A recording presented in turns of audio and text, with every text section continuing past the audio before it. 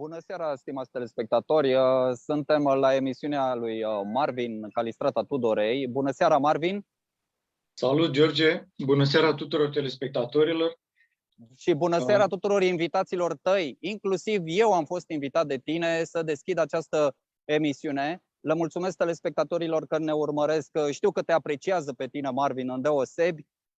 Avem nevoie și de astfel de voci, bineînțeles, și de informații foarte bine documentate pe care tu le transmiți emisiune de emisiune. Așadar, în fiecare sâmbătă, de la ora 19, orizonturi strategice sau geostrategice vor fi aceste emisiuni orchestrate, să spunem așa, de bunul nostru prieten și scriitor, Marvin Tudorei, care este foarte modest. Dânsul are și conferințe la activ, are un site pe care îl administrează geopolitica.ro cu capa. Este foarte important pentru că ne ancorează în istoria recentă și nu numai. Așadar, stimați telespectatori, nu uitați să dați un like. Acesta e ajutorul dumneavoastră de care avem nevoie să scăpăm de această mega cenzură a rețelelor de socializare. Să distribuiți emisiunea, să vă abonați. Avem încă 59.000 de urmăritori, adică de abonați. Și de ce nu, poate reușim chiar în această seară să avem 60.000. Vă mulțumim de pe acum pentru aceste lucruri pe care le faceți pentru noi, ne ajutați, și pentru comentariile pe care o să le scrieți și o să le urmărim. Eu o să intervin pe parcursul emisiunii și o să spun ce anume vă preocupă pe voi sub formă de întrebări pentru a ne răspunde acești invitați de seamă. Și îi las pe Marvin să-i prezinte pe invitații lui. Te rog, Marvin. Mulțumesc mult, George. Vreau să precizez că tu ești într-un peisaj foarte, cum să spun așa, însuflețitor pentru sentimentul naționalist al românilor. Ești în Brașov, la Poalele Tâmpei. Da, acesta este parcul Trandafirilor și în fundal se vede muntele Tâmpa. Se mai spune despre Brașov, orașul Brașov, că este orașul de la Poalele Tâmpei. Da, mulțumesc pentru precizare, pur și simplu uitasem. Te rog. Foarte frumos acolo, parcă suntem și noi transportați în Brașov. Și vă invit în Brașov să veniți. Pe 27 august s-ar putea chiar să inițiez un protest, pentru că s-au înrăutățit lucrurile în România și viitorul nu prea sună bine. Discutăm. Sau să parafrazez așa, orizonturile nu prea sunt în regulă. Dar noi luptăm aici, la România Civică, Rock TV, să nu fie rău. Te rog. În seara asta avem orizonturi strategice. O să urmărim să vedem situația din țară, dar și din afara țării. Pe plan internațional vom urmări să aducem chestiuni de maximă actualitate. În primul rând vreau să spun că am niște invitați de marcă în seara aceasta. Domnul Ovidiu Hurduzeu, care este scriitor, critic social, analist politic. El este și cetățean american, a fost profesor universitar în Statele Unite, are o mare experiență pe plan internațional. Bună seara, Ovidiu! Bună seara! Mulțumim pentru participare. Și de asemenea îl avem și pe domnul Florin Platon, care este de asemenea scriitor, jurnalist, analist politic. El a colaborat cu mai multe site-uri, atât din România cât și din afara țării. Scrie curent și în limba engleză niște articole extrem de interesante, provocatoare. De asemenea, domnul Florin Platon colaborează pe linie politică, are tot așa colaborări în străinătate și în România. Bună seara, Florin, mulțumesc pentru participare. Bună seara! Așadar, dragi telespectatori, avem în principal 3 subiecte în seara aceasta. Primul dintre ele putem să-l formulăm sub forma unei interogații. Se conturează deja efectele crizei energetice în Europa pe fondul acestui conflict care are loc pe teritoriul Ucrainei, aparent între Rusia și Ucraina. De fapt, noi știm că e un război proxy între Rusia și Occidentul colectiv. Un al doilea subiect, apar tot mai multe informații că din țările NATO sunt trimise în România echipamente militare, convoaie cu armamente, cu tancuri, cu piese de artilerie. Recent au venit și 180 de militari ai forțelor canadiene de aviație și se pregătesc să execute misiuni de poliție aeriană din România. Și vom discuta și acest subiect. Un alt subiect, al treilea, noi dezvăluiri despre culisele conflictului din Ucraina. Au avut loc foarte multe evenimente semnificative în ultima perioadă. Punctez acum pentru început doar câteva dintre ele. Sunt explozii la cea mai mare uzină nucleară din sud-estul Europei, la Zaporozhe. Au fost în ultimele zile. Pe urmă, la Elenska, un arest preventiv, a fost trimisă o rachetă americană HIMARS care a ucis peste 50 de militari ucrainieni aflați în detenție sub protecția forțelor ruse. Acei militari erau din batalionul Azov și începuseră să facă niște declarații foarte incomode pentru Zelensky și Kiev. De asemenea, vom discuta despre minele antipersonal, așa numite petale, care sunt lansate în orașele din Ucraina și rănesc foarte mulți civili. Ele sunt interzise de convențiile internaționale și totuși sunt folosite. De asemenea, despre raportul Amnesty și un alt subiect, măsura timpului disponibil, să vedem ce se mai petrece și prin Statele Unite. Recent a avut loc o descindere a unei misiuni FBI la una dintre vilele lui Trump, la Mar-a-Lago. Bun, deci cam ăsta este itinerariul pe care l-am propus. Să începem cu primul subiect despre crizele energetice care se conturează în Europa. O să-i dau mai întâi cuvântul lui Ovidiu Hurduzeu. Ovidiu, deci cum încadrăm contextual pe relații internaționale, care sunt cauzele, consecințele crizei energetice?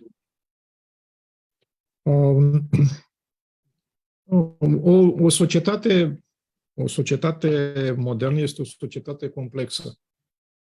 Și această societate complexă, ca să-și mențină nivelul civilizațional, trebuie să aibă mare aport de energie. Deci, în momentul în care această energie lipsește sau există un deficit energetic în sistem, sistemul trebuie să se decomplexifice, adică să devină mai simplu, să devină, cum să spun, să se mai eficient. Da, ar trebui să devină mai eficient, dar vezi ce se întâmplă? Se întâmplă că în societățile astea moderne eficiența este realizată sau se încearcă să se realizeze pe bază de creșterea complexificării, a complexității. Și ajungem astfel la o societate, de la o societate complexă, ajungem la o societate hipercomplexă. Cum ar fi, de exemplu, integrarea. Integrarea este un proces de complexificare. Dar integrarea, vedem noi integrarea în Uniunea Europeană, necesită multe resurse, adică o creștere a birocrației, o creștere și, în primul rând, o creștere a controlului. Bun. Pentru prima dată, cred că în ultimii 30 de ani, societatea europeană are experiența aceasta negativă a unui deficit major de energie. Și acum ne dăm seama că, de fapt, prosperitatea europeană, este europenilor, s-a bazat pe resurse naturale, pe gaz și petrol ieftin rusesc. Și nu pe altceva. și, bineînțeles, au o altă resursă umană ieftină, imigranții. Ce se întâmplă acum? Acest petrol nu mai există. S-a tăiat sursa de petrol și de gaz cu vreo 30%, 40%, ceea ce e enorm pentru o societate hipercomplexă. Și după cum observăm, cine mai mult?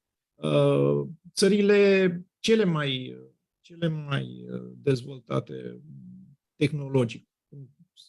Germania, nu? Exact. Economia Germaniei a crescut tocmai pe baza gazului ieftin din Rusia. Da. De gazul ieftin din Rusia, deci nu se poate. Este un act absolut sinucigaș să renunți la acest gaz, fiindcă... Dar, Ovidiu, crezi că este un act sinucigaș sau au fost anumite presiuni, nu de gaz, ci politice, din partea, să zicem, a Washingtonului sau poate din alte sfere de putere față de Germania? Sunt mult mai multe explicații, dar eu nu cred că Statele Unite își permit o prăbușire economică a Europei. Ceea ce Statele Unite, din punct de vedere geostrategic, își doresc este o slăbire a Europei și asta și-au dorit totdeauna. Ca să o controleze. Ca să poată fi controlat. Dar nu pot să-și dorească o prăbușire a ei. Deci aici este dacă urmează această strategie de slăbire accentuată a Europei, este o strategie foarte riscantă, fiindcă nu știm unde se oprește procesul ăsta. Se poate întreaga societate europeană să prăbușească, se poate prăbuși Uniunea Europeană. Deja au apărut aceste disonanțe, conflicte între țările din sudul Europei, estul și sudul Europei versus țările... Da, păi de la Bruxelles ni se solicită să franco-germane. 15% consumul de gaz pentru toamnă-iarnă. Da, să vedem dacă acesta... Și sunt și alte probleme, nu numai problemele. Vezi că deficitul energetic duce la o serie de efecte în cascadă. Absolut. Deci industria grea, după aia industria cum se spune, îngrășămintelor chimice pe azot.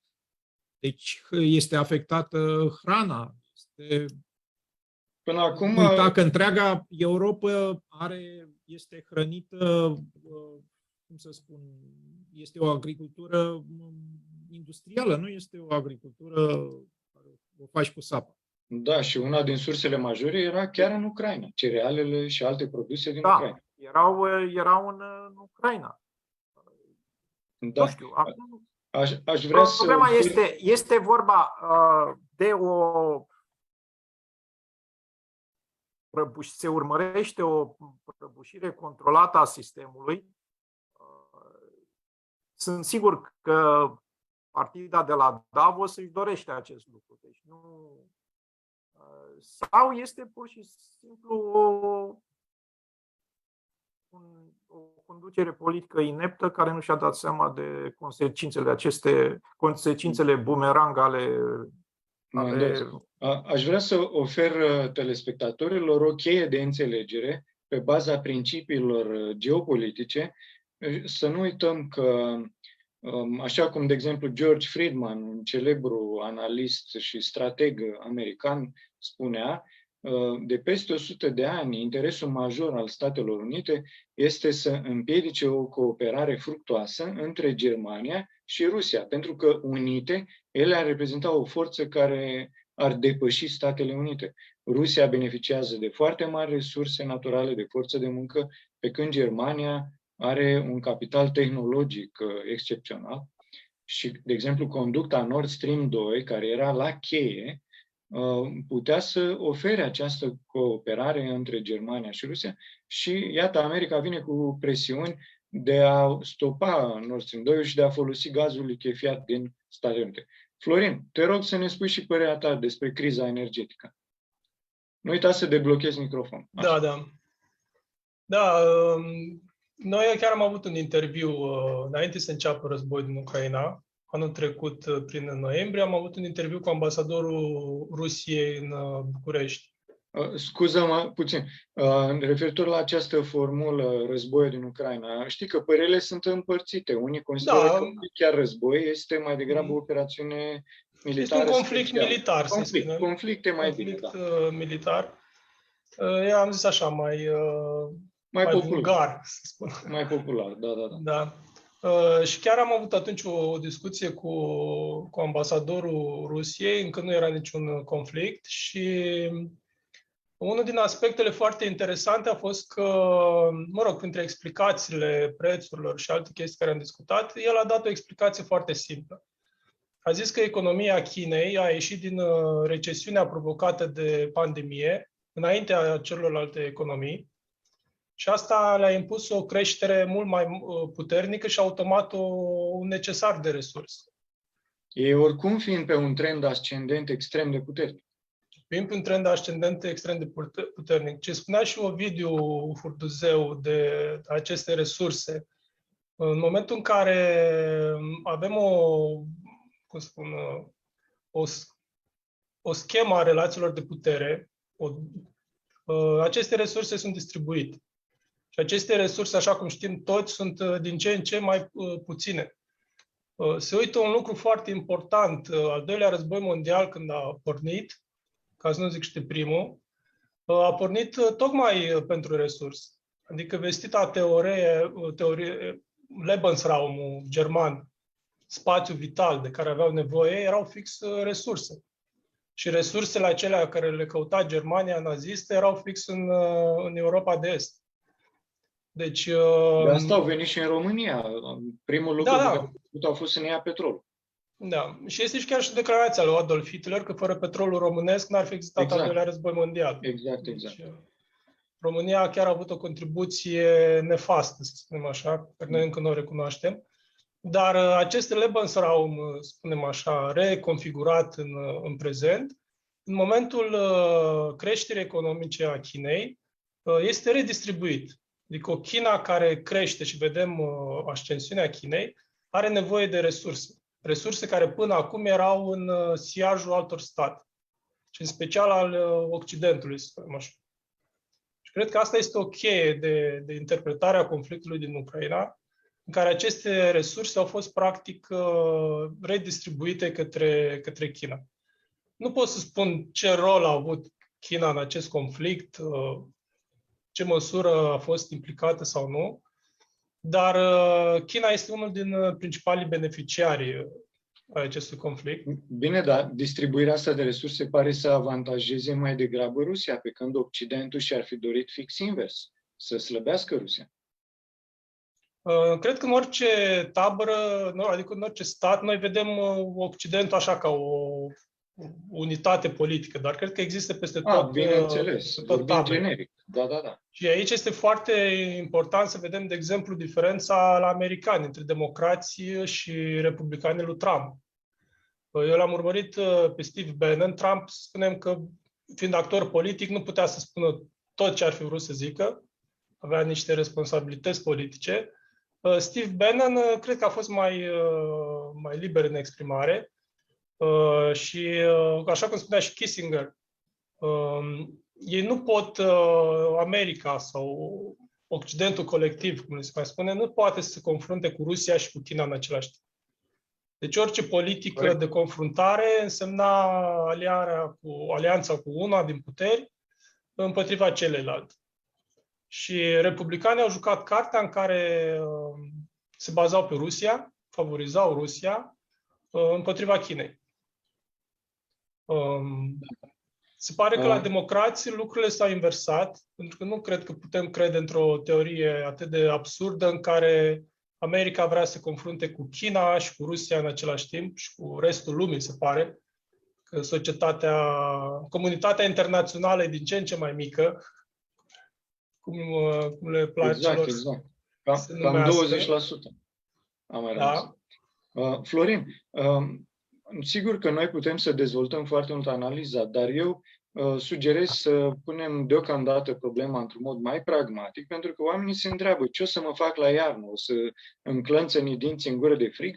Și uite, un comunicat din partea Guvernului României sună în felul următor. Recent au emis acest comunicat. Citez. Posibilele măsuri suplimentare de reducere a consumului de gaze nu vor afecta măsurile consumatorii români, întreprinderile mici și mijlocii, serviciile sociale și industriile importante. Totuși, alți politicieni din România spun că va fi cea mai proastă iarnă pentru toată Europa, dar și pentru România, de la cel de-al doilea război mondial încoace. Și acum ne întrebăm cât de critică este situația României și dacă merită ca noi, cetățenii din România, să suportăm toate aceste măsuri. Pentru ce? Pentru că, până la urmă, noi știm că ne sunt impuse măsurile astea în numele unor principii politice pe care nu noi le-am decis, ci cei care dictează mersul României, să zic așa, eufemistic. Ovidiu, ce părere ai? O să ne fie frig la iarnă? Da, s-ar putea să ne fie frig la iarnă și cred că o să răspundem la ordinele care le vom primi. Din moment ce ești în NATO și ești în Uniunea Europeană și ai o conducere de oameni care nu sunt patrioți și răspund la ordine, nu văd care este o altă cale. Soluția, o altă cale ar fi ca populația să nu accepte această situație. Da, populația deocamdată este pasivă, e la mare. Să vedem ce deocamdată. Dar ceea ce văd eu și această populație trebuie să fie și ea organizată ca să aibă un cuvânt. Iar partidele de la conducere știm care este poziția, iar partidele din opoziție, alternativa este foarte slabă și foarte dezbinată. Eu sunt invitat mereu la emisiunea lui Titi Sultan, unde vin diferiți reprezentanți ai partidelor și văd cum gândesc. Deci fiecare partid e pe numai politicianism. E pe linia lui, pe bisericuța lui, pe gașca lui. Adică chiar vorbim de forțele, așa zis, patriotice, naționaliste. Nu mai vorbesc de ce. Da. Deci sunt pesimist din punctul acesta de vedere. Iar în America nu cred că este o diferență atât de... Adică nu este o ruptură între republicani și democrați, ci o ruptură între o anumită parte din birocrația americană și acei neoconi, acea fracțiune foarte agresivă, care de la bun început, încă înainte de venirea lui Trump la conducere, erau împotriva... În 2001, de când a preluat puterea. De când a preluat puterea, dar și înainte. Adică dacă ar fi venit Hillary Clinton la putere, în secunda 2 se declara America intră în război cu Rusia. Adică cred că intra chiar direct. Al Deep State-ului, pe termen lung, corect.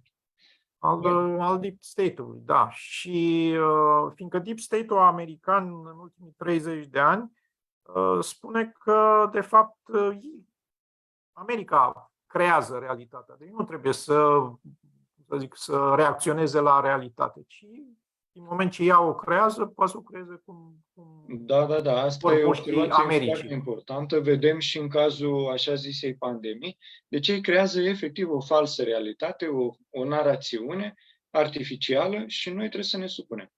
După părerea lor. Dar mulți dintre ei chiar cred, adică mulți dintre decidenții americani cred în această realitate. Ei sunt sigur că au crezut că aceste sancțiuni vor îngenunchea Rusia și în Rusia va avea loc o revoluție colorată, portocalie și Putin va fi schimbat și va veni un fel de un regim Elțin care va duce până la urmă la împărțirea Rusiei. Există chiar niște lucrări. E foarte bine cum ai punctat, într-adevăr. Un studiu al Rand Corporation care ia în considerație acest plan de balcanizare a Rusiei. Da, modul cum ai explicat arată foarte bine care, să zicem că a fost rațiunea liderilor NATO, din Uniunea Europeană, din Statele Unite. Ei au mizat pe o îngenunchiere a Rusiei, exact cum ai spus, Ovidiu, iar se pare că planurile nu le-au ieșit nici militar, nici economic, nici politic și, dimpotrivă, lucrurile se întorc în defavoarea celor care le-au generat. Propun să trecem la al doilea subiect, pentru că altfel nu o să le acoperim. Deci, iată, pornind de la această știre dată de Mediafax în data de 2 august, un detașament al forțelor aeriane regale canadiene va executa misiuni de poliție aeriană sub comanda NATO de la baza Mihail Cogălnicianu. Deci, detașamentul este format din 180 de militari. De asemenea, așa cum am spus și la începutul emisiunii, am văzut mulți dintre noi pe internet filmări cu convoaie de echipamente militare, tancuri, alte tipuri de armament aduse în România. Deci există un gen de campanie de pregătire a României pentru a fi împinsă în război împotriva Rusiei, de partea Ucrainei. Însă, iată, e necesar să ținem cont că un comunicat al Ministerului Rus al Apărării a avertizat recent că, și acum citez, folosirea rețelei de aerodromuri a țărilor este europene, asta legat de canadieni care au venit, pentru sprijinirea avioanelor militare ucrainene, cu utilizarea ulterioară împotriva forțelor armate ruse, poate fi considerată ca implicarea acestor state într-un conflict armat. Iată, deci, consecințe care sunt așa, la 1 milimetru. Adică dacă noi ne implicăm mai mult de partea Ucrainei, vom fi considerați parte în război. Florin, vin la tine ca să avem așa o continuitate. Cum vezi situația? Crezi că va fi România împinsă în război împotriva Rusiei? Citatul spune foarte bine, poate fi interpretat. Deci, cred că rămâne la latitudinea Federației Ruse cum interpretează. Dar nu cred că este în interesul Rusiei să extindă conflictul. Deocamdată, Ucraina, cred că așa izolată cum este, în lipsa altor forțe combatante directe, este o țintă mult mai bună pentru operațiunea specială rusă. Cred că riscul mai mare este pe Moldova. Nu știu dacă acolo este mai disputat. Nu știu ce are însemna o intervenție română în Republica Moldova. Ăsta rămâne un subiect în aer. Însă în Moldova cred că și acolo să aibă loc un schimb al regimului politic foarte curând. Și s-ar putea chiar să avem un guvern filorus, pentru că guvernarea Maia Sandu a fost foarte dezastruoasă pentru Republica Moldova. Este țara cea mai afectată de acest conflict din toată Europa până acum. În rest, cred că România joacă o carte foarte slabă, adică practic nu joacă nimic, noi doar executăm ce ne se spune. Și întotdeauna în istorie România a avut de câștigat tocmai prin echilibru dintre puterile din jurul nostru. Deci jucând afectată de acest conflict. Deci jucând tocmai un joc de echilibru. Da, și n-am reușit nimic, adică măcar să jucăm, uitați cum joacă Turcia, cât obțin, ce beneficii au din poziția lor. Adică acum puteam să obținem niște lucruri care românii și le doresc foarte mult. Relaxarea vizelor, să putem intra în America fără vize. Vor românii foarte mult chestia asta. Intrarea în spațiul Schengen. Deci nimic nu am negociat pentru ajutorul ăsta care îl dăm noi partenerilor din NATO. Este ceva așa de neimaginat. Da, într-adevăr, o servitute care o servitute, dar, adică mai ales nici că, măcar de sclav. exact, sunt niște consecințe care pot degenera foarte tare, bineînțeles, în primul rând pentru România, dar și la nivel internațional. Deci dacă s-ar extinde conflictul, pasul următor ar fi bombardamente la un alt nivel, că de-aia spuneam mai devreme că e o operațiune militară specială, că nu se folosește încă artileria grea. Acea artilerie rade efectiv orașele. În Donbass, rușii au urmărit să menajeze populația de etnie rusă, dar dacă s-ar extinde conflictul, nu ar mai avea posibilitatea să recurgă la astfel de menajamente și ar fi ceva catastrofal. Cred că e un detaliu important, dacă îmi permit să spun.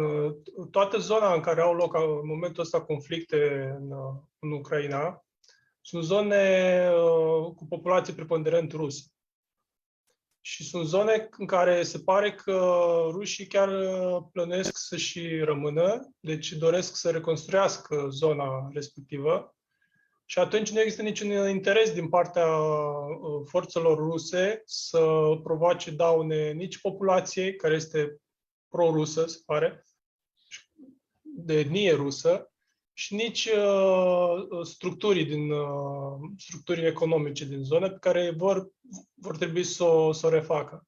Și în aceeași ordine de idei să ne amintim că înainte să înceapă conflictul, deci cei 8 ani de conflict civil în interiorul Ucrainei, foarte mulți politicieni de la Kiev chiar spuneau că populația trebuie pedepsită. Deci a fost o operațiune punitivă împotriva populației de etnie rusă. Și care a început din 2014, chiar dacă ne amintim de 2 mai, masacrul de la Odessa, în care etnicii ruși au fost închiși în casa sindicatelor, într-o clădire, și au fost incendiați. Cei care scăpau erau bătuți sub ochii forțelor de ordine, care se uitau și... Da, se numește purificare etnică. Tocmai de aceea aceste batalioane de tip Azov sunt asociate cu nazismul, pentru că ideologia purificării etnice este specifică nazismului. Vreau să vă spun că azi dimineața am vorbit cu cineva din Ucraina, un coleg care este într-o deplasare acolo, și mi-a mai povestit câte ceva despre cum e situația în momentul de față, astăzi, în Ucraina. Deci oamenii sunt determinați de autorități să închidă luminile după ora 22.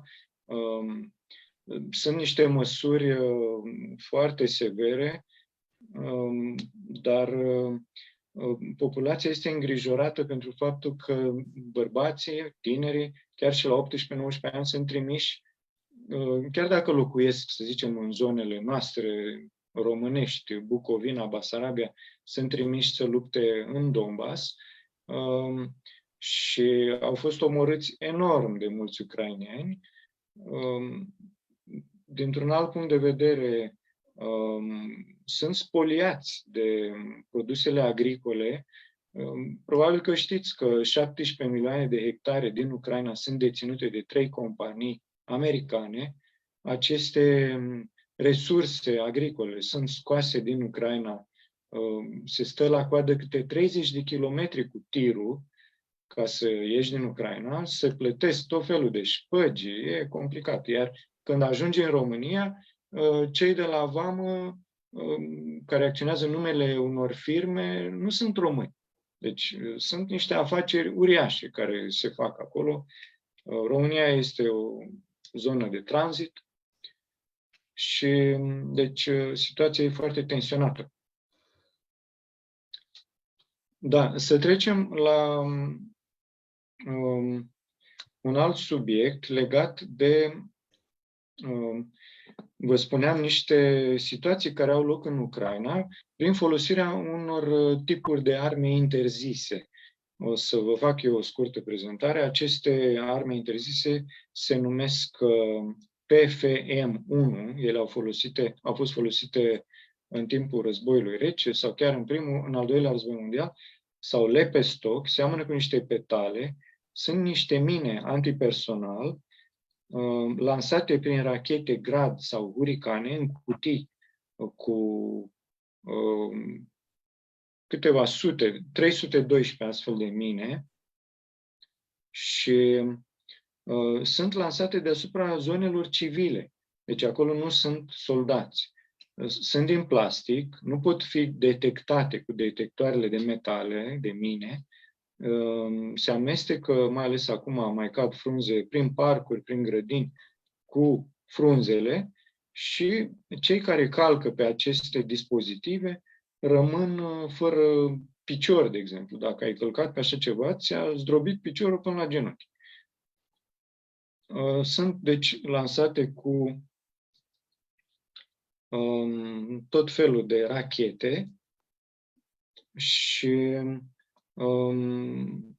au fost, de exemplu, identificate astfel de mine în zonele Donetsk, Lysychansk, Popasna, Visinovata, Makievevka, Pantelimonkva, Novohanske, Harkov și Zaporozhia. Și se spune că ucrainenii efectiv au transformat câmpuri unde locuiesc civili în zonă minată. Și vin foarte mulți pe la spital, sunt afectați.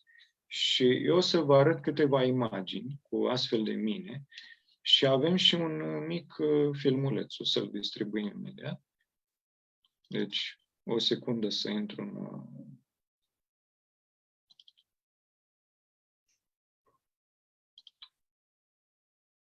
intru în setări imediat.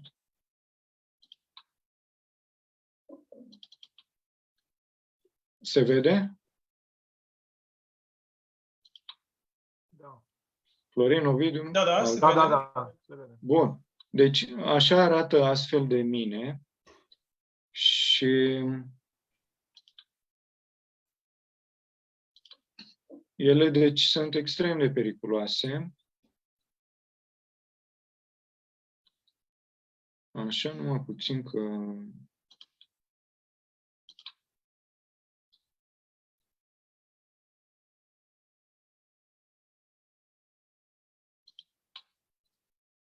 Așa, și o să dau și o altă imagine. Hai să văd dacă intră. Mai puțin că nu știu ce are cu setările astea.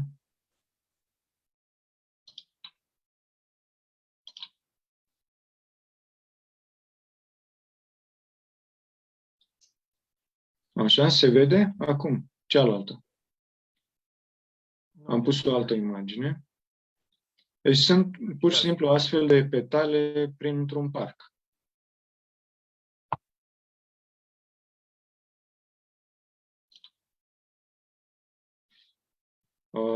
Nu știu dacă se vede. Vă rog să-mi ziceți dacă se vede.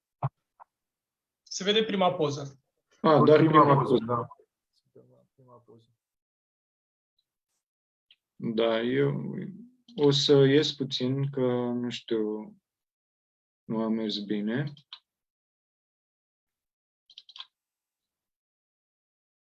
Acum am pus-o pe a doua, sper să se vadă. Da. Da. Bun.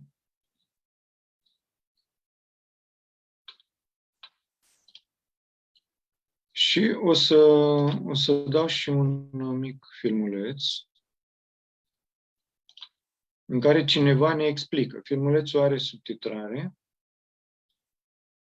și o să vedem câteva detalii despre aceste mine.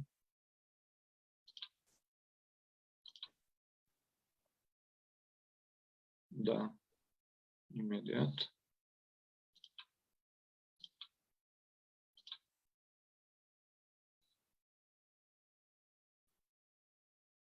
Eventual, până stabilesc eu, vă rog să vă spuneți voi o părerea ca să folosim timpul mai eficient. Deci, cum vi se pare folosirea acestor dispozitive? Pot să spun eu? Da, te rog, Ovidiu. Cum catalogezi? Da, situația este destul de gravă ceea ce privește încălcările ucrainienilor, a drepturilor omului, a legilor războiului. De curând, ieri sau alaltăieri, Amnesty International a criticat folosirea unor material de luptă nepermis de către ucrainieni, cum ar fi cluster bomb, aceste bombe care ni le arăți tu acum. Deci au fost criticat, folosirea lor a fost criticată de către Amnesty International, o organizație care nu este deloc favorabilă rușilor, nu este Federația Rusă. pro-Rusia. În ultimele 6 luni, ei au făcut vreo 40 de rapoarte împotriva Rusiei. Da. Acesta fiind primul în care critică Ucraina. Ei bine, deși este un singur raport critic la adresa Ucrainei, Amnesty International a fost dur atacată. Da, s-a lăsat cât de mic și a cerut scuze. În presa internațională. Ceea ce dovedește faptul că trebuie să fii 100%, să accepti 100% propaganda oficială pentru a fi ok din punctul de vedere al Exact. sistemului actual. Ceea ce se vede și la noi în țară. Deci manipularea și propaganda a atins niște cote halucinante. Da, numai puțin, Ovidiu, haideți să vedem acest video, pentru că l-am pregătit aici. Sper că a apărut pe ecran. O să citesc eu scrisul, pentru că nu am voie să-l dau cu sunet. Se vede scrisul. Da. Dar o să-l și citesc ca să fie mai clar. Deci, e un reprezentant al Donetskului care ne spune despre aceste mine antipersonal ilegale. Și iată ce ne spune. Timp de o lună, probabil chiar mai mult, armata regimului de la Kiev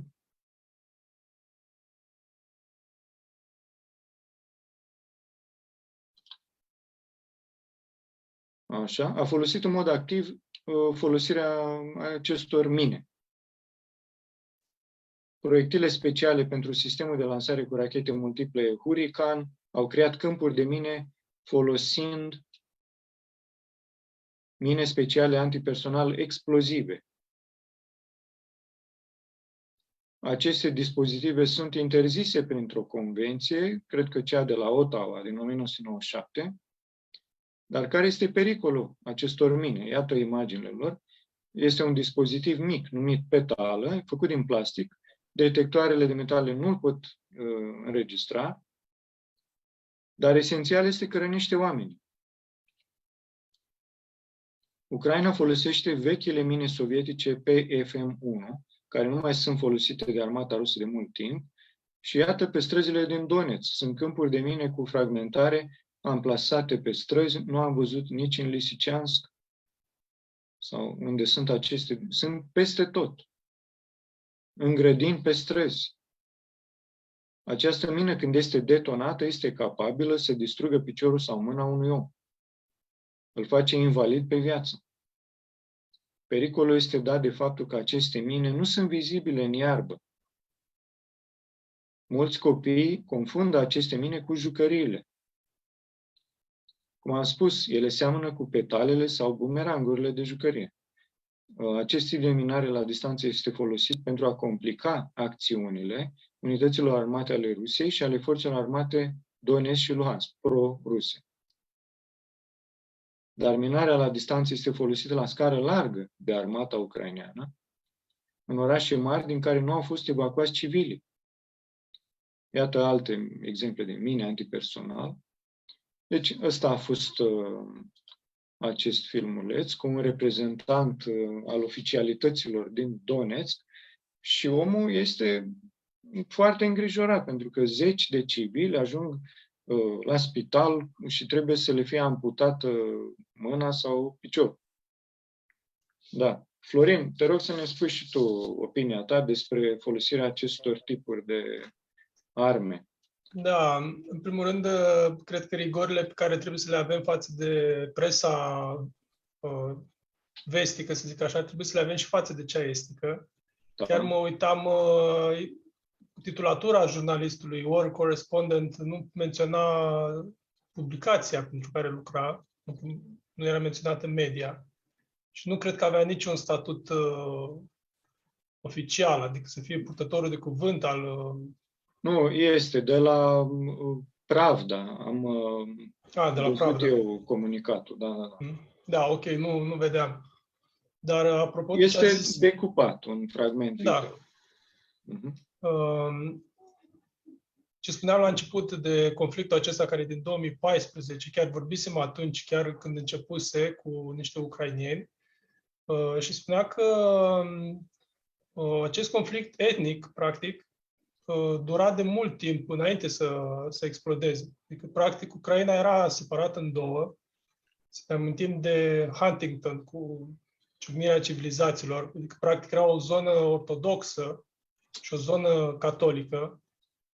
Sunt două civilizații alipite într-o singură țară și asta este meritul Uniunii Sovietice, spunem așa, aceste formule conglomerat. Și exista o ură etnică între ei cu mult înainte de 2014. Zona estică era deci zona cu etnici ruși era mai dezvoltată economic. Majoritatea industriei este localizată în zona respectivă și automat ei aveau și o influență politică mai mare. Deci aparatul administrativ, birocrația era formată în special de etnici ruși din partea estică a Ucrainei. Și asta crease această frustrare, deci la ei chiar există o ură, care după aia a fost exagerată de tot conflictul și acum faptul că rușii sunt în zonele respective, de multe ori când forțele ucrainene au reușit să reocupe o zonă ocupată de ruși, au fost represalii împotriva populației civile, pentru că s-a considerat că au fraternizat cu forțele ruse. Deci există chiar un conflict etnic în interiorul Ucrainei. Și aceste mine, cum spuneam, asta și sunt acțiuni punitive împotriva propriei populații, care ei nici nu o văd ca pe populația lor. Mi-e teamă că dacă acest conflict s-ar termina cumva prin revenirea acestor teritorii la Ucraina, ar urma o epurare etnică. Deci chiar sunt riscuri foarte mari. Mai bine zis, ar continua, pentru că ea a început de mult. Da, dar ar fi o epurare etnică directă, deci fără ocolișuri, fără... Ca să închei cu subiectul ăsta, cu petalele, vreau să spun că au fost formulate sesizări pentru Înaltul Comisariat ONU pentru Drepturile Omului, pentru Curtea Europeană a Drepturilor Omului, pentru Amnesty International și alte organizații de protejare a drepturilor omului. Sunt dovezi imbatabile, sunt mărturii ale cetățenilor, filmări. Deci este o crimă de război, practic, adică să ataci populația civilă cu arme interzise. Ovidiu, ai vrut să spui ceva, te rog? Da, vreau să spun că eu cred că există 3 Ucraine, nu numai 2. Este partea aceasta rusofonă, e partea de vest, Galiția și este centrul Ucrainei. Centrul Ucrainei cu o populație foarte amestecată, care nu la început nu avea o poziție foarte clară, adică pro-Ucraina sau pro-Rusia. Continuarea războiului și masacrarea, într-un fel, a ucrainienilor, a tinerilor ucrainieni, va face ca această populație din centru, care era neutră, într-un fel, să fie foarte, sau să devină antirusă, deoarece în momentul în care ai în familie un mort, un tânăr care ți-a murit, un fiu, o fiică, bineînțeles că sunt resentimente care vor rămâne pentru generații. Și cred că acesta este unul dintre motivele pentru care acest război continuă, știindu-se foarte clar că Ucraina deja este înfrântă. Deci nu mai are niciun sens militar, din punct de vedere militar, să continuă această rezistență.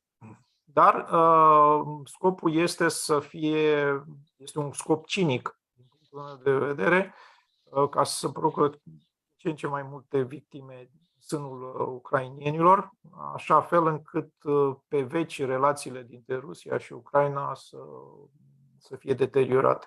Așa cum se vede și cu România. Adică rusofobia în România este bazată pe niște memorii. Păi am avut eu bunicul, străbunicul, știi că a murit în Siberia și nu știu ce, nu știu cum. Eu am avut, bunicii mei au fost basarabeni, bunica mea a fost basarabeancă și nu au avut această rusofobie, deși au suferit foarte mult, cum văd la niște tineri din România care nu au nicio legătură cu acele timpuri sau cu Rusia. Este vorba numai de propagandă. Au fost hrăniți, ca să zic așa, cu anumite idei care le-au formatat gândirea, însă noi am discutat în alte emisiuni, n-aș intra acum în foarte multe detalii, dar atâta vreau să punctez că Uniunea Sovietică a fost înființată printr-o revoluție venită din afara țării, Revoluția bolșevică. Ea a fost finanțată de Wall Street, ca să zicem așa eufemistic, de elita globalistă care exista încă de pe atunci. Lenin, Trotsky și alții erau masoni de o anumită etnie și toată situația asta s-a perpetuat cu fluctuații pe vremea lui Stalin, mai târziu, și pe vremea lui Yeltsin a intrat complet sub controlul acestor forțe externe, iar din anul 2000 există multe rapoarte, documente. Putin a început un proces de, să zicem așa, curățare de agenți străini a Federației Ruse. Lucrurile astea nu se spun în spațiul euroatlantic, mediatic, politic, și de aceea ni se tot repetă că rușii tot timpul au vrut să invadeze alte țări. Dacă nu vine NATO să ne protejeze, o să intre rușii peste noi. Deci, din cauza asta, tot repetându-se un singur punct de vedere, s-a ajuns ca mulți tineri să aibă această concepție total anti-Rusia. Aș menționa ceva apropo de recrutările care au loc. Chiar am urmărit niște mărturii din Bucovina de Nord și ei chiar nu au aceste sentimente. Florin, scuză-mă, dacă poți să-ți aprinzi lumina, că s-a cam înserat și... Da, după ce termin ideea o să aprind și lumina. Da. Deci erau opinii din zona Bucovinei de Nord că are loc o dublă epurare etnică. Deci are loc o epurare etnică a teritoriilor respective prin recrutarea tinerilor. Deci tinerii de etnie românească sunt recrutați și folosiți drept carne de tun. Deci sunt cei mai expuși în conflicte. Și în felul ăsta armata ucraineană face o epurare etnică inclusiv în teritoriile pe care le controlează, trimițând tinerii să moară. Iar civilii nu au atâta o antipatie îndreptate împotriva Rusiei, cât împotriva guvernului ucrainean, care a creat acest conflict, pentru că a fost creat politic, și care Cei acum din Donbass, da. Poftim? Civilii din Donbass, într-adevăr, sunt perfect conștienți. Ei chiar doresc... Nu, eu vorbesc de civilii din Bucovina de Nord. Deci, okay. Mărturiile pe care le-am ascultat și sunt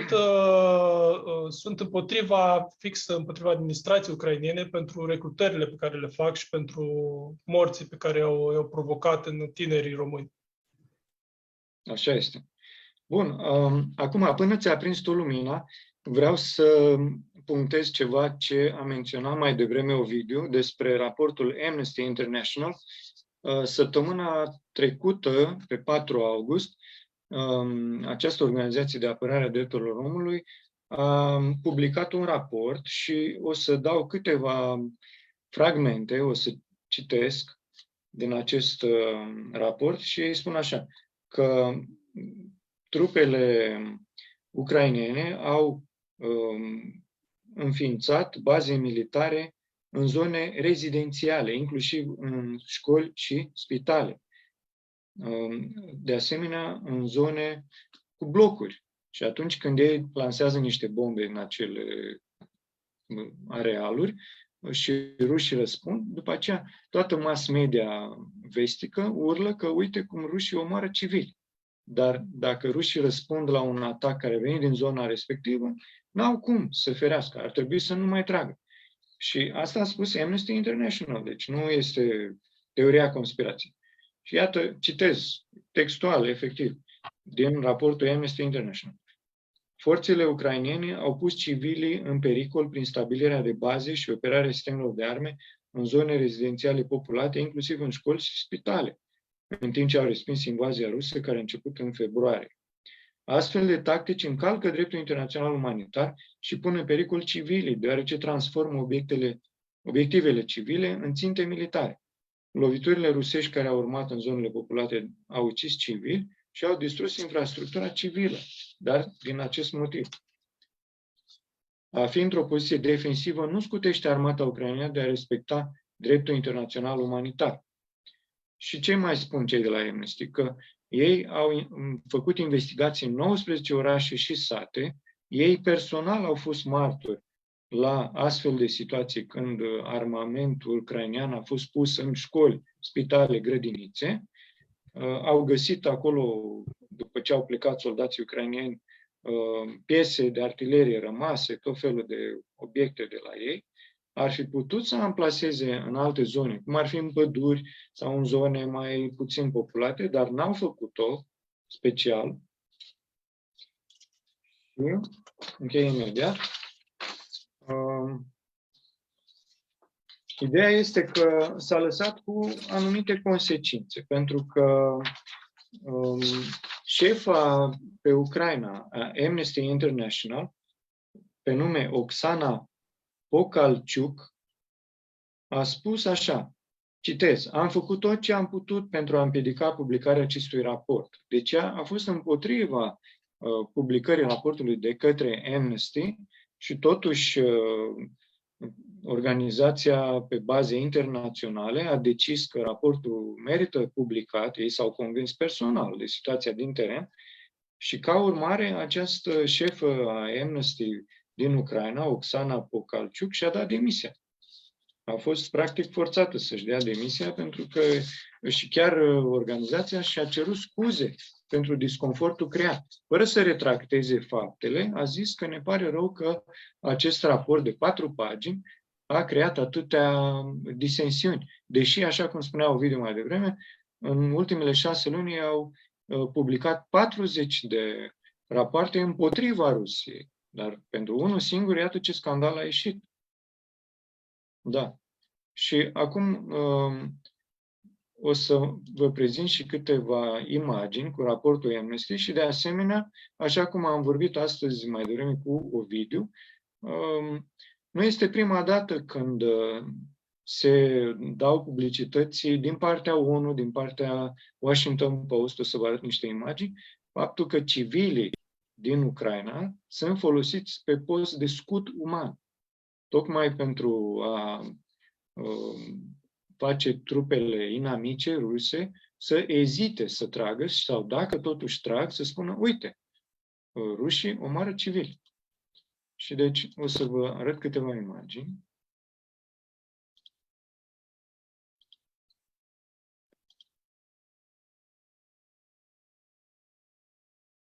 Așa.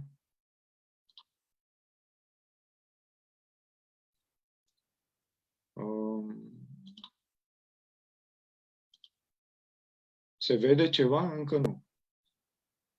Văd că sunt niște probleme cu distribuirea imaginilor.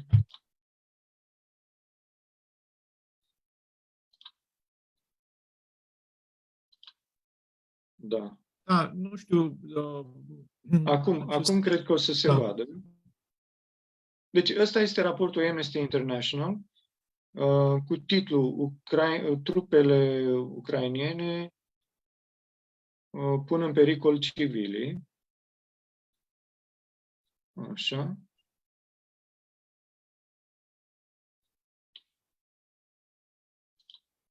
Să vedem astăzi cu petalele ce le-am mai văzut. Da, și după cum vezi, deci ei spun că aceste violări nu justifică Da. Iată, aici atacurile rusești și totuși un raport ONU din 2016 care arată că biroul OHCHR, adică United Nations Human Rights, a documentat utilizarea pe scară largă de către armata ucraineană și regimentul Azov a acestor tactici militare de a folosi civilii pe post de scut uman, ceea ce a generat masive mișcări de strămutare a populației. Un articol din Washington Post, în partea din dreapta, vedeți cum se spune că folosesc pe scară largă, în mod curent, trupele ucrainene, aceste tactici de a amplasa echipament militar în școli și spitale. Am încercuit cu roșu acolo. În stânga este pagina de pornire din Washington Post. Deci este de recent, din martie, 28 martie. Bun, deci, iată, acestea sunt informații semnificative. Nu a fost prima dată când au apărut astfel de informații, dar ați văzut ce scandal a ieșit. Așa, te rog, Ovidiu, continuă ce spune. Da, manipularea continuă. Un alt exemplu care are o anumită legătură cu ce ai spus tu până acum, a fost mult trâmbițata ofensivă ucraineană împotriva Harkovului, care a fost preluată de toată presa occidentală și în România. Și s-a demonstrat că, de fapt, a fost un mare fake și s-a spus că a fost o operație psihologică, militară psihologică, și asta au spus-o chiar oficialii ucraineni. Cu toate că ucrainienii ei însăși, cum să spun, au negat, până la urmă, în România se continua chestia asta. Adică da, se continuă narațiunea, asta este, da, cu retorica. Și ei au spus clar, nu a fost o operațiune de PSYOPS ca să, vezi, Doamne, să-i demoralizăm pe ruși. Deci oficialii ucraineni au recunoscut că au mințit. Iar în România se continua narativul că va urma o mare ofensivă ucraineană. Păi, sigur, avem foarte multe exemple și cu 11 septembrie, cu tot felul. Deci cade turnul numărul 7, nu l-a atins nicio vrabie și ei spun că l-au doborât teroriștii. Deci sunt chestiuni de noaptea minții, dar în sfârșit nu aprofundăm acum. Bun, asta la americani, dar de ce și România? Adică eu înțeleg, americanii au un interes. Pentru România este o colonie deocamdată și se impun aceleași tactici de manipulare a populației. V-aș propune să trecem la următorul subiect, despre evenimentele care au avut loc recent la centrala nucleară din Zaporozhye. O să fac o scurtă prezentare. Deci această centrală a fost bombardată în datele de 5, 7 și 11 august. Este cea mai mare centrală nucleară din Europa. Bombardarea acestei uzine Zaporozhye pune în pericol milioane de vieți din Europa Centrală și de Est. Ucraina și Rusia se învinuiesc reciproc. Adică, deși acea centrală este într-o zonă controlată de ruși, ucrainienii și statele euroatlantice spun că rușii, fiind acolo, în centrală, în jurul centralei, au bombardat centrala. Ceea ce e destul de greu de înțeles, dar ei spun că rușii fac ei înșiși, așa cum zicea Ovidiu, o înscenare, o operațiune psihologică pentru a pune într-o lumină proastă Ucraina. Rușii spun cu totul altceva. Spun că, deși această centrală este sub controlul nostru, au fost trimise drone și au fost lansate bombe cu artilerie pentru a crea aceste turbulențe, pentru a demilitariza zona, ca noi să plecăm de aici. Adică rușii să plece de zona centrală. Și o să vă dau și câteva citate, pentru că în data de 11 august a fost o ședință a Consiliului de Securitate ONU și problema a fost dezbătută. Reprezentantul permanent al Rusiei la ONU, Vasile Nebenzia, a spus, citez, acțiunile criminale ale Kievului față de centrala nucleară Zaporozhye împing lumea în pragul unei catastrofe nucleare. El a acuzat forțele ucrainene că bombardează centrala folosind artilerie grea, a numit loviturile o amenințare directă la adresa securității nucleare a centralei. Rusul spune că au existat provocări din partea Ucrainei folosind drone, inclusiv kamikaze încărcate cu explozivi, care au detonat în apropierea infrastructurii critice. Reprezentantul Rusiei la ONU spune că a numit acuzațiile ucrainiene, cum că Rusia își atacă propriile zone controlate, ca fiind cinice și absurde. Și spune, aceste atacuri de propagandă sunt sezizate și de presa occidentală, sunt contra bunului simț, deoarece centrala este controlată de forțele armate rusești. Și ia să vedem ce a zis și reprezentantul Ucrainei la ONU, îl cheamă Sergei Kislytsky, a acuzat Rusia de bombardarea înscenată a centralei nucleare, a spus că bombardamentul reprezintă o amenințare fără precedent pentru Ucraina, pentru Europa și pentru lume și spune că Rusia a transformat locul într-o bază militară, lansând atacuri de acolo, știind că forțele ucrainene e puțin probabil să riposteze. Adică spune reprezentantul Ucrainei că nu suntem nebuni să bombardăm o centrală nucleară. De aceea, forțele ucrainene cer demilitarizarea zonei. Însă reprezentantul Rusiei spune că demilitarizarea nu este o opțiune, pentru că asta ar duce la mai multe atacuri teroriste. Departamentul de stat al SUA consideră că Rusia poartă întreaga responsabilitate și au avut loc și alte tentative de atac a centralei, însă forțele armate de apărare aeriană ruse au reușit să neutralizeze toate atacurile cu rachete și drone. Deci cam ăsta este cadrul situației. Florin, te rog să ne spui cum vezi tu lucrurile. Cine crezi că a bombardat centrala? În primul rând sunt niște traiectorii balistice și lucrurile astea experții pot să vadă foarte simplu de unde s-au tras.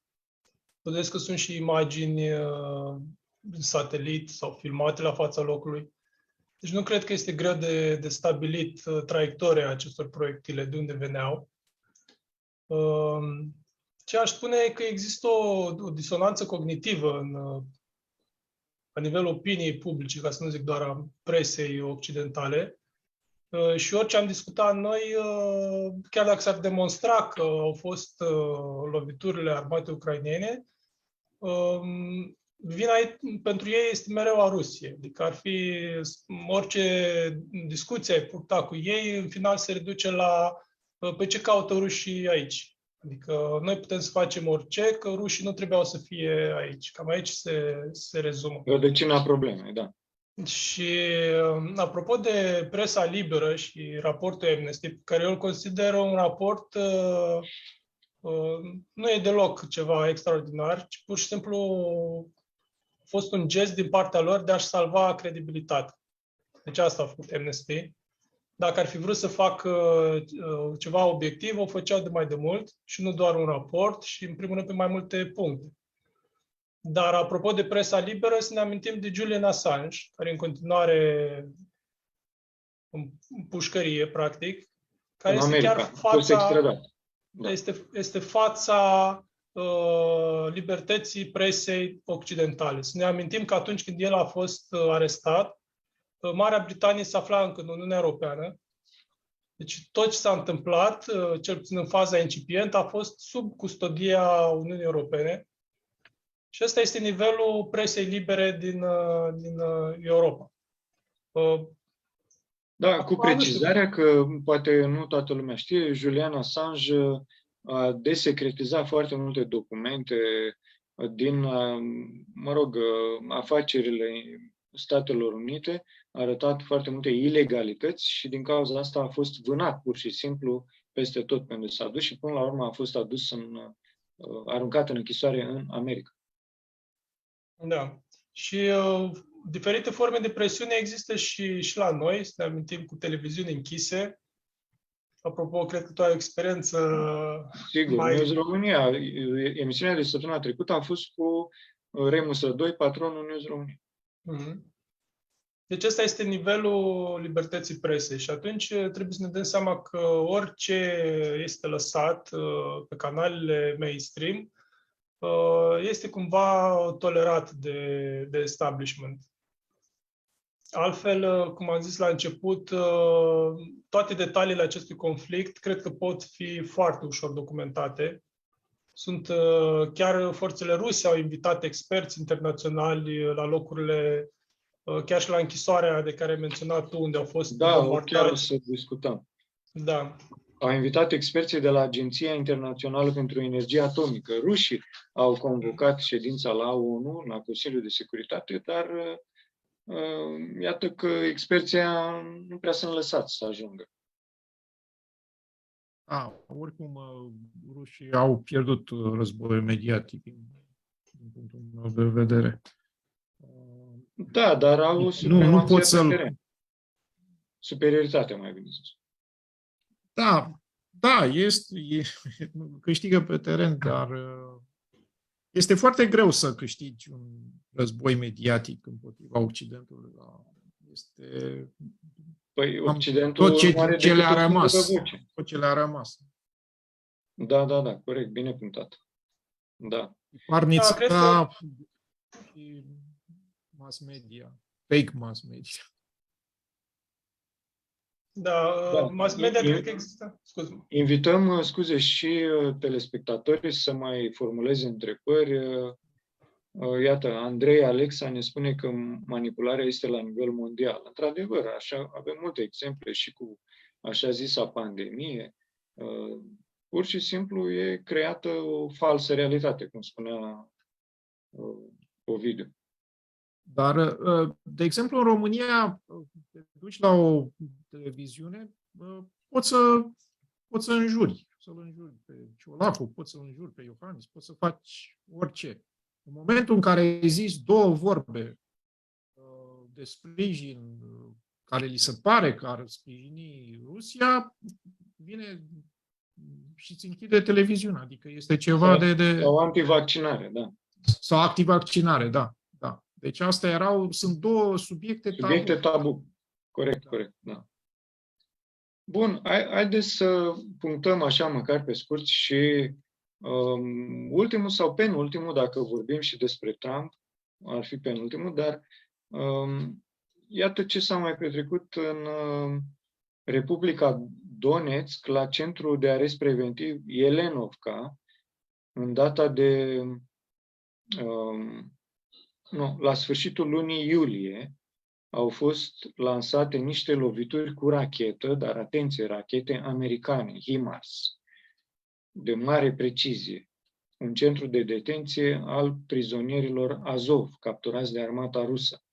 Erau acolo 193 de prizonieri din batalionul Azov și în seara în care șeful departamentului de presă, care era și el arestat, al batalionului Azov, a început să facă dezvăluiri despre cine a dat ordinele din biroul lui Zelensky, să fie, de exemplu, împușcați în picior soldații ruși, filmați, să fie puse pe rețelele de socializare chinurile acelor soldați, lucrurile astea au deranjat atât de mult și era clar că și alții vor începe să facă dezvăluiri, încât pur și simplu barăcile unde erau acei deținuți din batalionul Azov au fost bombardate așa, cu mare forță.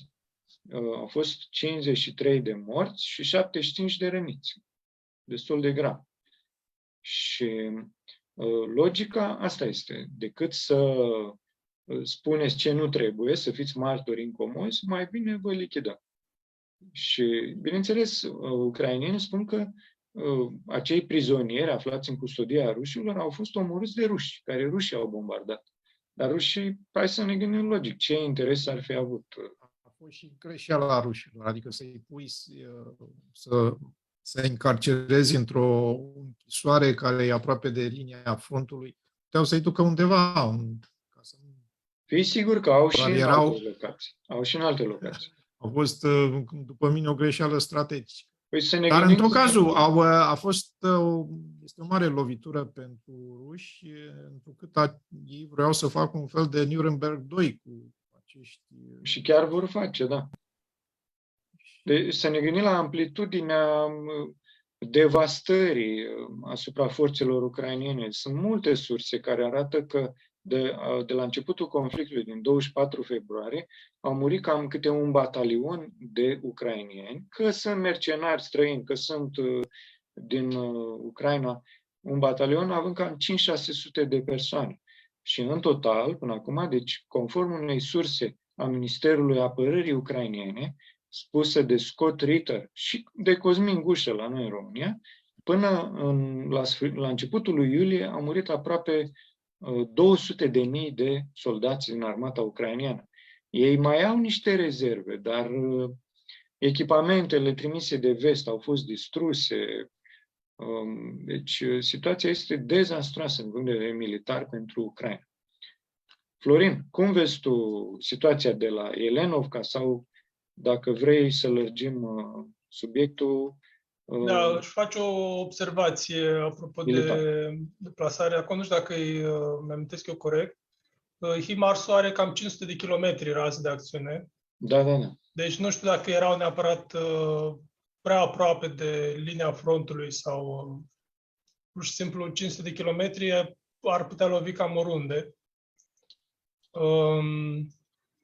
Dar bănuiesc că astfel de măsuri de represalii împotriva propriilor soldați nu pot decât să încurajeze soldații respectivi să-și dea seama că ei au fost abandonați.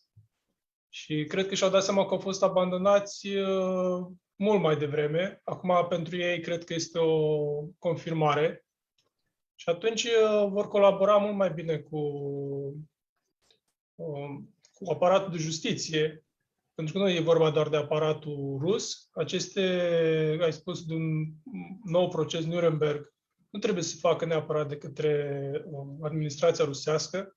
Poate să fie o comisie ONU, poate să fie, și asta mi se pare că ar fi cel mai credibil, ca în momentul în care... Ei doar aduc dovezi, probe. Da. Și acești soldați cred că vor colabora mult mai bine acum cu reprezentanții justiției. Da, bine punctat. Despre situația generală de pe front din Ucraina, cum o caracterizați, Ovidiu? Deci spuneai mai devreme că, practic, Ucraina e deja în... Deocamdată, cred că au intrat și ei puțin în vacanță. Deci lucrurile s-au liniștit săptămânile acestea, nu au fost foarte multe informații.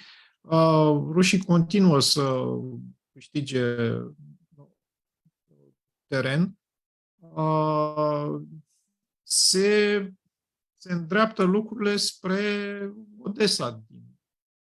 Eu așa cred. S-a ajuns pe la... Da, încep să bombardeze Nicolaev.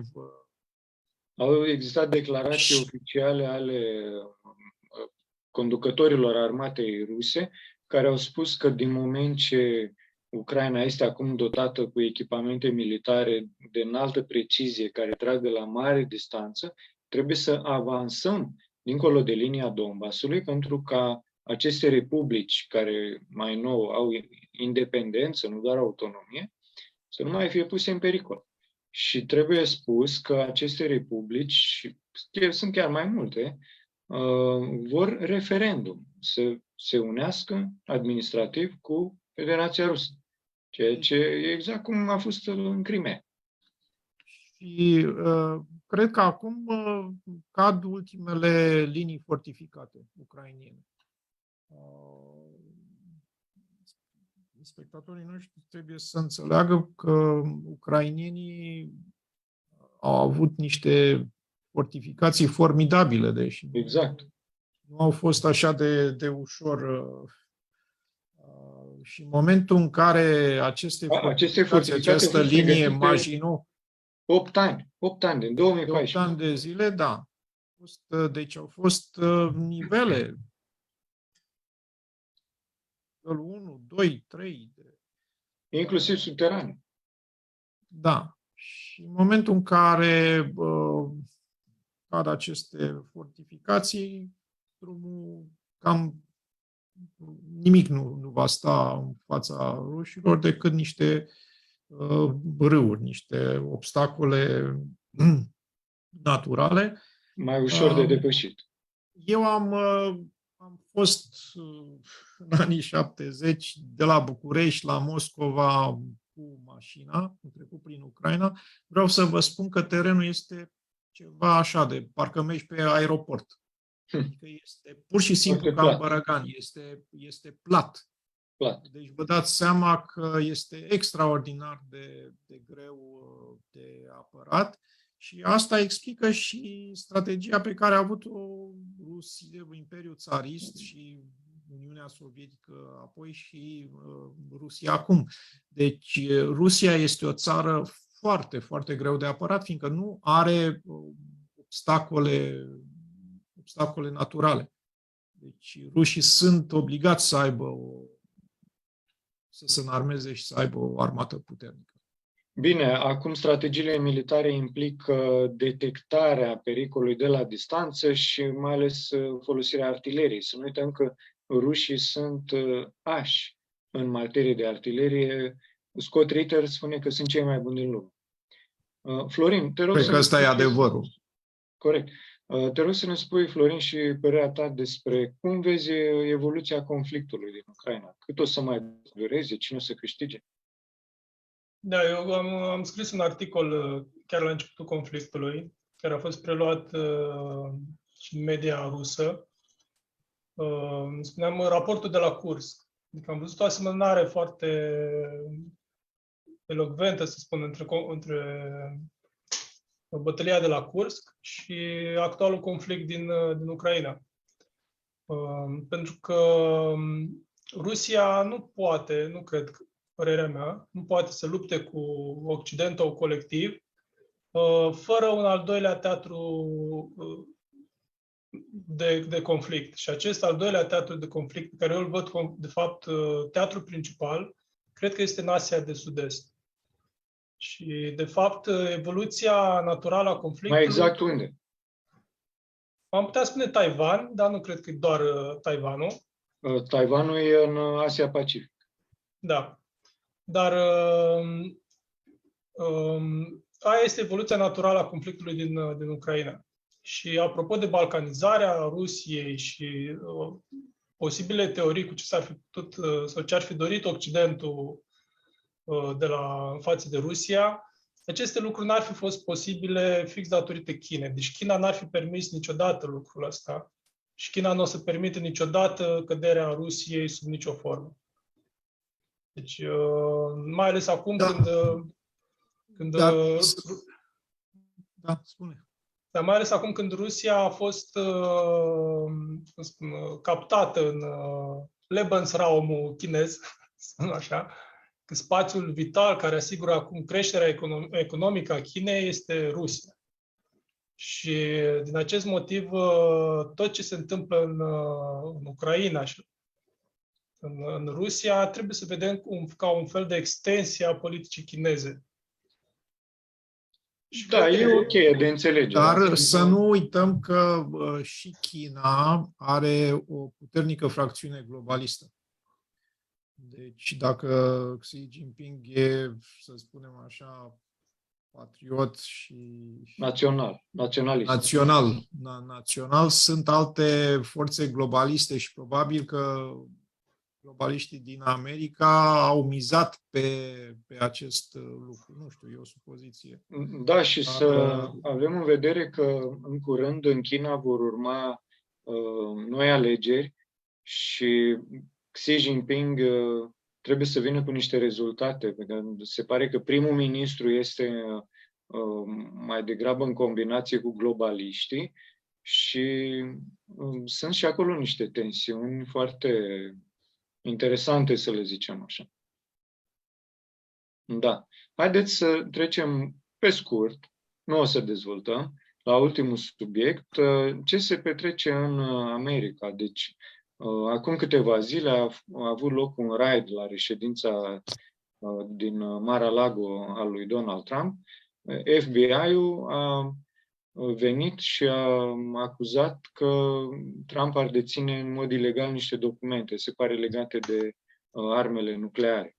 Însă, cât de plauzibilă, Ovidiu, că tu ești și cetățean american, cât de plauzibilă ar fi această acuzație? De ce să-și fi luat Donald Trump documentele oficiale la el acasă? Nu știu, opiniile sunt împărțite. Problema e clar că este un fel un abuz, adică să dai buzna în președința unui fost președinte, pare mai mult o acțiune de republică bananieră. Scuză-mă, Ovidiu, s-a încălcat protocolul, adică martorii au fost alungați, iar camerele de luat vederi, care lucrează automat în vila unui fost președinte, au fost deconectate, ceea ce nu este legal. Pe de altă parte, am auzit niște opinii de la niște avocați americani în care spun că desecretizarea unor documente este un proces legalistic pe care Trump nu l-a făcut. Deci nu poți să iei niște documente, să le ții la tine, să spui că nu sunt secrete. Deci nu a desecretizat niște documente la vremea lor. În tot cazul, e clar că este o acțiune politică și eu cred că i-a dus, nu a făcut decât să coalizeze forțele republicane pe conservatori în jurul lui Trump. Deci, până la urmă, a fost Da, este favorabil lui Trump, bineînțeles, fiindcă imaginile alea cu agenții FBI care îi scotocesc prin reședință nu dă bine pentru americanul de rând care, să spun, chiar dacă poate să-l suporte pe Trump, așa ceva nu s-a mai pomenit. Vrea ca legea să fie respectată. Este o lege, adică chiar asasinarea întregii, chiar și evenimentele legate de asasinarea lui președintelui 62, al lui Kennedy. Al lui Kennedy, fiindcă acolo, bun, a fost o chestie care nu se știe nici acum cine s-a... Dar aici a fost pe față, adică cum să spun. Da. Măcar acolo au zis că a fost un nebun care a tras Da, în un trei nebun. direcții diferite. Aici adică instituții ale statului care să se dea la asemenea acțiuni înseamnă, nu știu, este Mai ales disperare că din partea lor. în contrapartidă l-ai pe Biden, care a scăzut enorm în credibilitate în fața americanului de rând. Adică să ajungi să-l preferi pe Biden față de Trump e o performanță greu de crezut în ziua de azi. Florin, te rog să ne spui și opinia ta. Situația din America legată de Trump.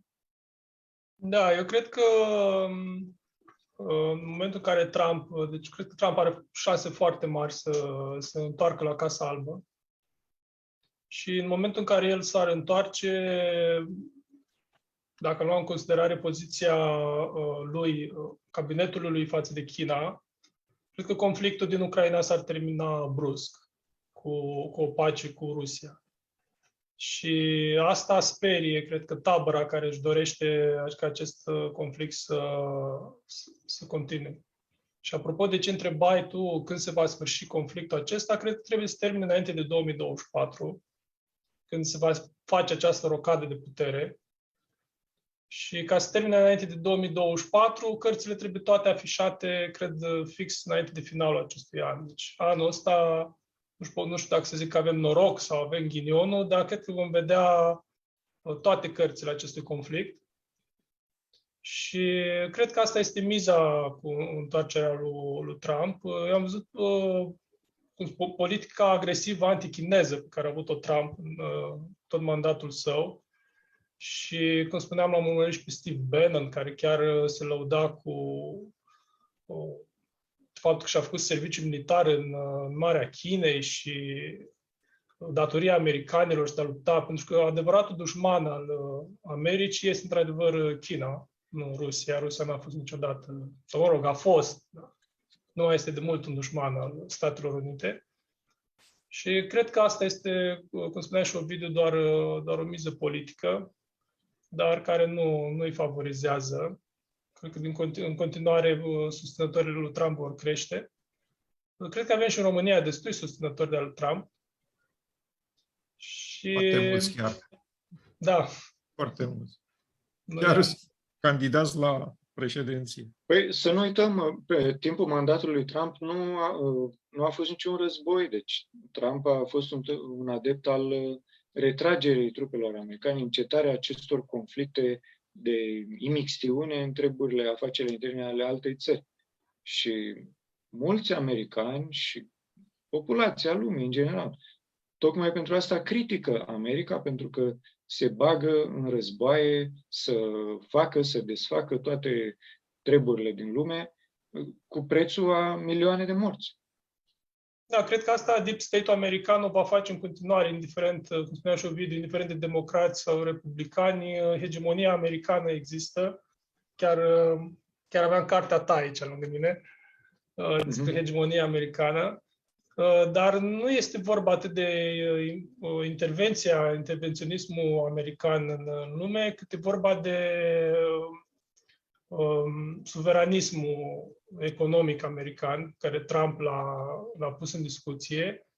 Și împotriva lui Trump, dacă ne uităm cine este de fapt o elită globală, financiară, care dacă Trump este suveranist, ea nu poate să fie altfel decât antisuveranist. Și dacă ne gândim, totuși capitalul nu este naționalist. Deci capitalul este, prin esență, liber și are nevoie să dispară cât mai multe granițe, are nevoie să dispară cât mai multe piedici politice, deci parlamente votate democratic, atunci au nevoie de aparate tehnocrate care să funcționeze în locul instituțiilor alese democratic. Și capitalul trebuie să, cum era în Dune, the spice must flow. Deci atât timp cât capitalul circulă liber, această elită globală are de câștigat. De aceasta ea se opune practic suveraniștilor. Da, foarte bune observații. Și aș vrea să adaug un singur lucru. Cred că situația asta tensiunile astea din Taiwan și China îi dau dreptate lui Trump, care la un moment dat va spune, vedeți, iată de ce trebuie să aducem industriile în America, să resuveranizăm America, fiindcă în momentul acesta de criză putem să avem mari probleme, de exemplu cu chipurile, care Taiwanul are monopol, este 80% din producția mondială de chipuri de astea electronice. E vorba chiar mai mult, cam 90%. Și ceea ce globaliștii această situație, acest conflict, au obligat chiar globaliștii din administrația Biden să spună că acum America trebuie să-și producă propriile chipuri și lucru care a făcut-o de fapt și Putin, și el a spus. E o problemă, pentru că și-au externalizat producția și acum lucrurile se precipită. Da, ce vreau să zic legat de comentariile lui Florin, că această curgere liberă a capitalului și, să zicem așa, o ordine internațională transnațională este dorită de globaliști de la Davos, cei care controlează Uniunea Europeană. Ei vor să dispară granițele, să dispară naționalismul, suveranitatea și marea luptă la nivel internațional, așa cum chiar Trump a zis la ultima lui participare la o ședință ONU, că lupta viitorului este lupta între globalism și naționalism. Iar dacă e să formulăm aceste principii în alte cuvinte, este lupta dintre unipolaritatea Americii, care vizează globalismul, viziunea deep state, și multipolaritatea prin alianța BRICS, China, Rusia, plus multe altele. Ați văzut că acum se pregătește aderarea la BRICS și a peste 10 noi țări. Da, deci este BRICS Plus. Și există un proces accentuat de dolarizare. Dolarizare, da, de dolarizare. Chiar acum citeam astăzi că India vrea să se strecoare cumva și cumpără de la ruși, deci și cumpără de la ruși cărbune, folosind monezi asiatice. Adică yuan. Deci, da, în felul acesta ei evită sancțiunile. Sancțiunile cumpărând cărbune pe Mă rog. altă Sunt multe subterfugii la care recurg și țările din Uniunea Europeană. Dragii mei, cred că o să ne oprim aici, pentru că urmează emisiunea lui George. Eu vă mulțumesc foarte mult pentru participare. Dacă doriți așa, pe scurt, un minut să formulați o concluzie, vă rog să o faceți, așa, ca să dăm o idee forță, cât mai optimistă, dacă se poate. Ovidiu, începi tu? Da. Tare mult îmi doresc ca acest conflict să se sfârșească, fiindcă, într-adevăr, este o tragedie de proporții de neimaginat și, în primul rând, România să aibă o poziție, să ia o poziție, să revenim la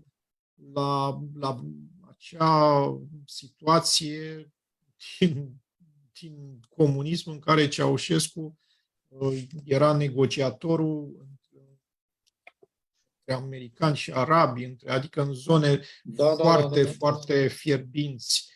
Atunci România era prezentă și era un centru de putere. Era în centru atenției și chiar făcea o treabă bună, adică nu se ducea foarte bună și economic și politic, așa este. Economic și politic și țara a câștigat foarte mult. O scurtă completare. Și Florin spunea mai devreme că estimează că poate conflictul se va termina până în 2024.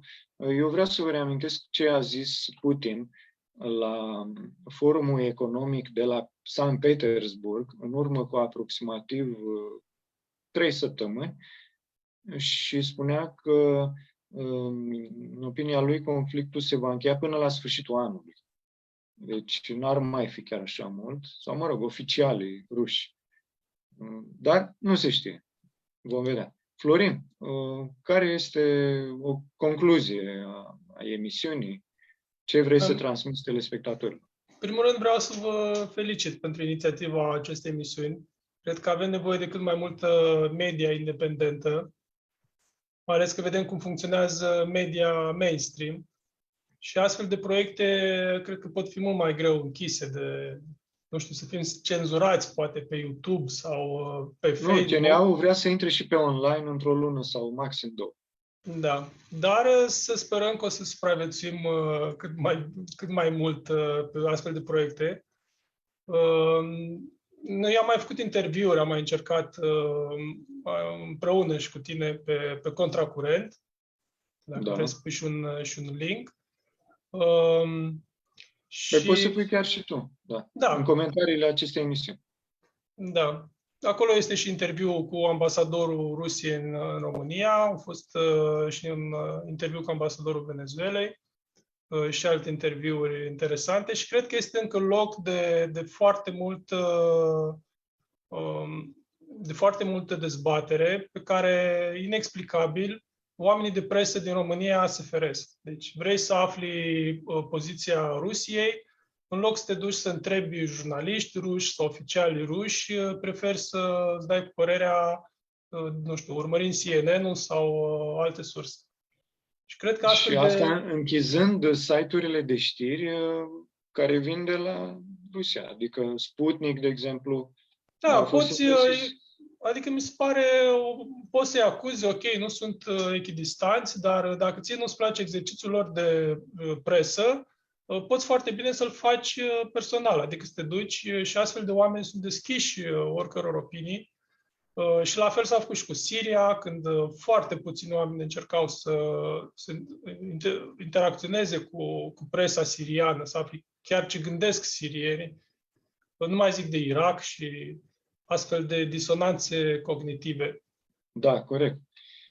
Într-adevăr, noi rămânem pe baricadă și cu ajutorul dragilor noștri telespectatori urmărim să răspândim adevărul, să analizăm lucrurile din toate punctele de vedere și să spunem ceea ce nu vedeți la televizor. Dragii mei, vă mulțumesc pentru atenție. Florin, Ovidiu, mulțumesc pentru intervenții și, bineînțeles, dragi telespectatori, vă mulțumesc că ne-ați urmărit. O să ne vedem săptămâna viitoare, sâmbătă, la ora 19. Mulțumesc pentru atenție, la revedere!